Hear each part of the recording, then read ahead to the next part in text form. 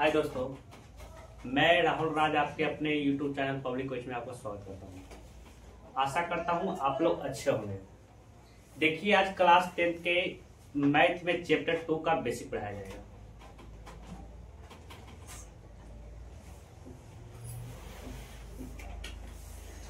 Chapter 2 का नाम है बहुपद है बाबू। इसको इंग्लिश में बोलते हैं पॉलिनोमियल बोलते हैं।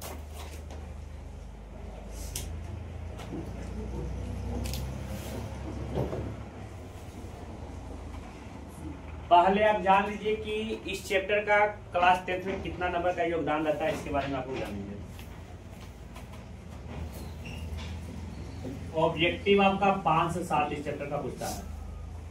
सब्जेक्टिव आपका 2 नंबर वाला 2 पूछता है। समझिए 7 नंबर यानी 4 नंबर आपका 11 नंबर का योगदान रहता है। 10 से 11 नंबर का ये चैप्टर है बाबू। आप लोग हल्का सा जो होता है ध्यान दीजिएगा, 10 से 11 नंबर आपका क्लियर हो जाएगा। देखिए ध्यान दीजिएगा। पहले जानिए बाबू बहुपद कहते किसे, ठीक है।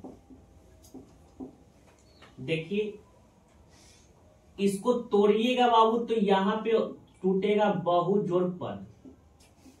देखिए बाबू यहाँ पे आप लोग ध्यान दीजिएगा।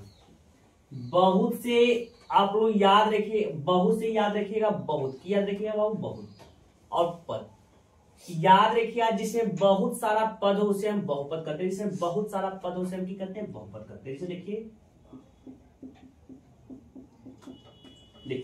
1 गो पद, 2 गो पद, 3 गो पद, इसको हम बहुपद बोलेंगे।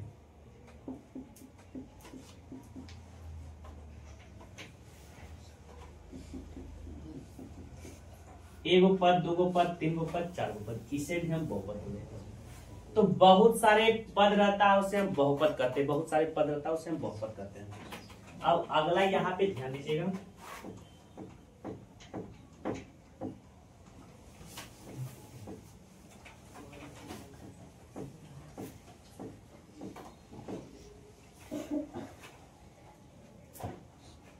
देखिए बाबू बहुपद को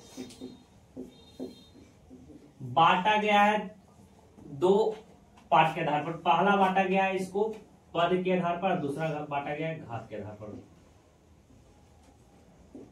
पहला पद के आधार पर बांटा गया है, दूसरा घात के आधार पर। बारी बारी से जानिएगा, ठीक है। अब यहाँ पे आप लोग ध्यान दीजिए बाबू, जानिएगा बाबू, यहाँ पे ध्यान दीजिए। पहले आप इसको जानने से पहले आप पहचानने के लिए सीखिए कि कौन बहुपद है कौन बहुपद नहीं है, ठीक है। इसको जानने से पहले आप लोग पहचानने के लिए सीखिए बाबू, कौन बहुपद है कौन बहुपद नहीं है। इसको सीखने से पहले आपको जानना होगा चर के बारे में कि चर कहते किसे। तो हम आप लोग को बताए होंगे कि चर एबीसीडी के अक्षर को चर कहते हैं, एबीसीडी के अक्षर को चर कहते हैं,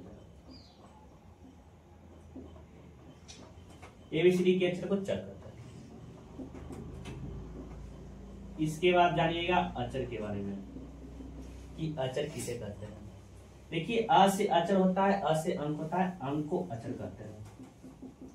कोई आपसे पूछेगा कि अंक का संख्या कितना होता है पूरे विश्व में बाबू, तो आपको बोलना है 10। कौन कौन होता है, तो 0 से लेकर 9 तक।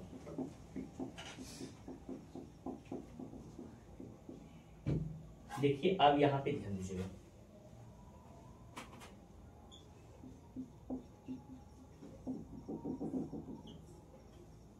देखिए आप लोग बहुपद पहचानने के लिए सीखेगा। इसमें आप लोग को देखना है कि चर के पावर में अगर पूर्ण संख्या रहेगा तो उसे हम कहेंगे बहुपद है, और चर के पावर में पूर्ण संख्या नहीं होगा तो उसे हम कहेंगे बहुपद नहीं है। चर के पावर में पूर्ण संख्या रहेगा उसे बोलेंगे बहुपद है। देखिए यहाँ पे एक चर दिख रहा है आपको, एक यहाँ पे दिख रहा है। इसके पावर में आपका 2 है, इसके पावर में आपका 1 है। तो देखिए चर के पावर में यहाँ पे पूर्ण संख्या है बाबू, एक पावर में 2 है, एक पावर में 1 पूर्ण संख्या है बाबू, तो इसे हम बोलेंगे बहुपद है। देखिए यहाँ पे आपका चर x दिख रहा है बाबू, एक आप पूछेंगे बहुपद है, तो इसका देखिए पावर में आपका बाबू यहाँ पे ध्यान दीजिएगा, इसके पावर में भी 1 है, तो इसको भी आप लोग बोलिएगा बहुपद है। तो चर के पावर में पूर्ण संख्या रहता है उसको हम बोलते हैं बहुपद है। तो बहुपद आपको पहचानने के लिए आ गया होगा बाबू कि बहुपद है कि नहीं है। ये आपको चर के पावर में देखिएगा पूर्ण संख्या रहेगा बाबू तो उसको हम बोलेंगे बहुपद है, और चर के पावर में पूर्ण संख्या नहीं रहेगा तो उसको बहुपद नहीं है।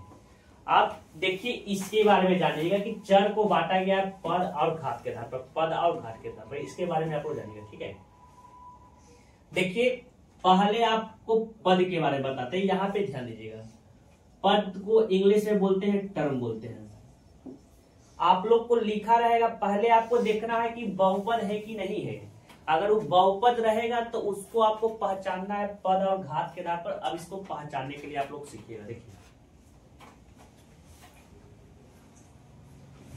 एक टर्म, दो टर्म पूछेंगे पद के आधार पर इसका नाम बताइए बाबू, तो यहाँ पे ध्यान दीजिए। जकरा में एगो पद रहता है उसको बोलते हैं एक पदी बहुपद, जकरा में दो गो टर्म रहता है उसको बोलते हैं द्विपदी बहुपद, जिसमें तीन गो टर्म रहता है उसको बोलते हैं त्रिपदी बहुपद।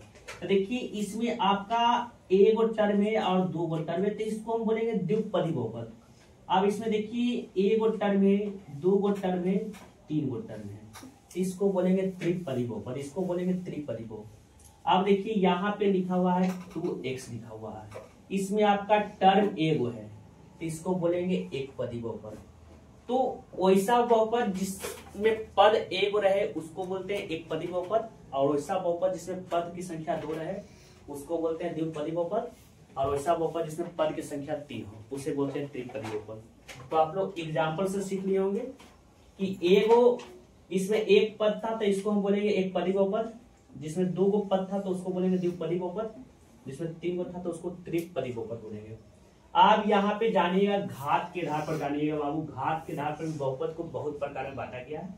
याद रखिएगा जिसके पावर में एक रहेगा उसको बोलेंगे रैखिक, यहाँ पे जिसके पावर में एक रहेगा बाबू उसको बोलेंगे रैखिक बहुपद, और जिसके पावर में दो रहेगा उसको बोलेंगे द्विघात बहुपद, जिसके पावर में तीन रहेगा उसको बोलेंगे त्रिघाती बहुपद। देखिए यहाँ पे जैसे देखिए यहाँ पे 2x लिखा हुआ है, पूछेंगे कहें घात के आधार पर इसका नाम बताइए, तो देखिए इसके पावर में आपका कुछ नहीं तक कि एक है बाबू, कुछ नहीं दिखे तो आपको एक रहता है तो इसको हम बोलेंगे रैखिक बहुपद, इसको बोलेंगे रैखिक बहुपद। अब देखिए यहाँ पे आपको देखना है पावर में इसका दो है, इसका पावर में एक है, इसमें ज्यादा आपका दो ना है तो इसको बोलेंगे द्विघात बहुपद। अब देखिए यहाँ पे ध्यान दीजिएगा,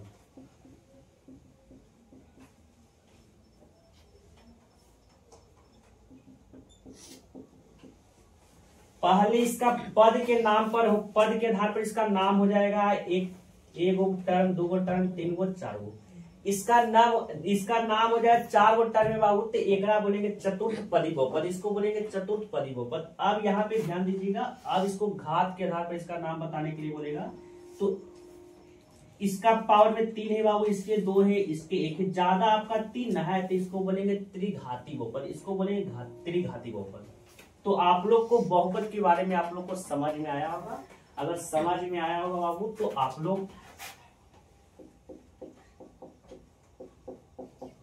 इसका नाम पद के आधार पर और घात के आधार पर कमेंट में जरूर बताइएगा।